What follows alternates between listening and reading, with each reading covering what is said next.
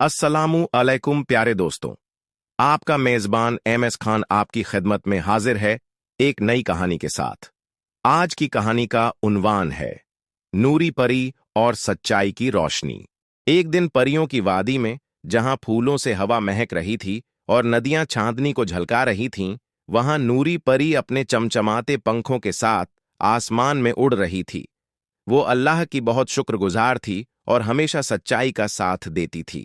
नीचे जमीन पर एक छोटी सी बच्ची राफिया अपने घर के बगीचे में उदास बैठी थी। उसकी प्यारी गुड़िया कहीं खो गई थी और वो बार बार दुआ कर रही थी, या अल्लाह, मेरी गुड़िया वापस मिल जाए प्लीज। नूरी परी ने राफिया की मासूम दुआ सुनी और आसमान में रुक गई। उसके चेहरे पर नरमी आई। वो जान गई कि अब उसे जमीन पर जाना है ताकि उस बच्ची की मदद कर सके। एक हल्की सी रोशनी की किरण में लिपटी नूरी परी जमीन की तरफ उतरने लगी। बगीचे में जलते हुए लैंप और उड़ती जुगनियां एक जादुई माहौल बना रहे थे। राफिया आश्चर्य से खड़ी हो गई। नूरी परी राफिया के पास घुटनों के बल बैठ गई। उसके चेहरे पर मुस्कान थी और हाथ में जादुई छड़ी से हल्की नीली रोशनी निकल रही थी। राफिया थोड़ी डरी हुई थी, लेकिन परी की नरमी ने उसे सुकून दिया। उसने राफिया से पूछा, क्या तुमने किसी से पूछा कि गुड़िया कहाँ गई? राफिया ने आहिस्ता से कहा, नहीं, मुझे डर था कि सब मुझे डांटेंगे। नूरी परी मुस्कुराई और बोली, अल्लाह ताला उन लोगों से मोहब्बत करते हैं जो सच बोलते हैं, चाहे गलती उन्हीं की क्यों ना हो। नूरी परी ने अपनी छड़ी घुमाई और उनके बीच एक चमकदार आईना हवा में तैरने लगा।